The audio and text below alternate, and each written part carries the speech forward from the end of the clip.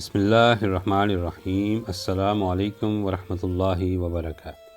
سخنور دانش YouTube channel پر آپ کا خیر مقدم کرتا ہوں۔ میرا نام عرفات اسلام ہے۔ اگر آپ نے یہ چینل ابھی تک سبسکرائب نہیں کیا تو براہ کرم سبسکرائب کریں اور بیل نوٹیفیکیشن آن کر لیں۔ بہت شکریہ۔ واصف علی واصف صاحب کے ملفوظات عالیہ۔ اقتباس: کرن کرن سورج، اشاعت مارچ 1984۔ دوسری قسط: دانا نادانوں کی اصلاح کرتا ہے، عالم بے علم کی اور حکیم بیماروں کی۔ وہ حکیم علاج کیا کرے گا جس کو مریض سے محبت ہی نہ ہو؟ اسی طرح وہ مصلح جو گناہگاروں سے نفرت کرتا ہے ان کی اصلاح کیا کرے گا؟ ہر صفت اپنی مخالف صفت پر اثر کرنا چاہتی ہے، لیکن نفرت سے نہیں، محبت سے۔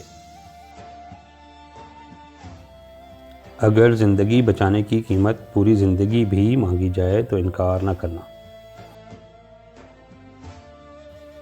باطن ایک علم ہے، جس کو عطا ہو جائے وہ اسے باطن نہیں کہتا بلکہ ظاہر ہی کہتا ہے۔ علم باطن سے ظاہر میں آتا رہتا ہے، اسی طرح وہ غیب جس کا علم عطا ہو جائے وہ غیب نہیں کہلاتا۔ غیب وہ ہے جس کا علم بندے تک نہیں پہنچتا، یہ صرف اللہ کے پاس ہے۔ ایسے غیب کا تذکرہ بھی نہیں ہو سکتا اور اللہ کے لیے کچھ غیب نہیں۔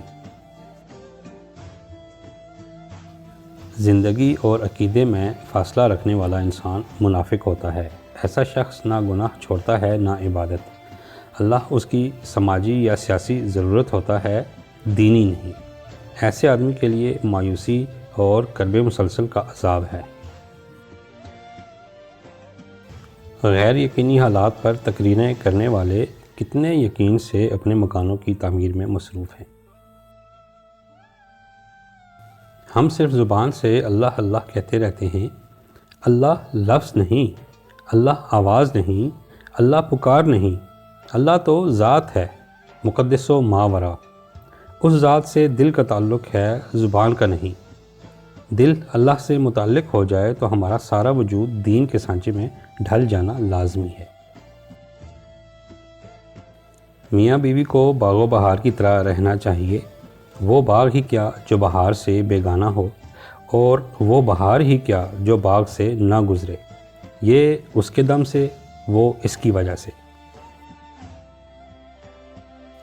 اگر اللہ تعالیٰ رحمت کے جوش میں مخلوق کو معاف فرما دے تو کیا ہوگا؟ موت کا منظر مرنے کے بعد، کیا اللہ معاف کرنے پر قادر نہیں؟ انسان حادث ہے، اللہ قدیم۔ حادث نے قدیم کے مقام و مزاج کی اطلاع دنیا کو دی، یا یوں کہیے کہ قدیم نے اپنے بارے میں دنیا کو اطلاع حادث کے ذریعے دی۔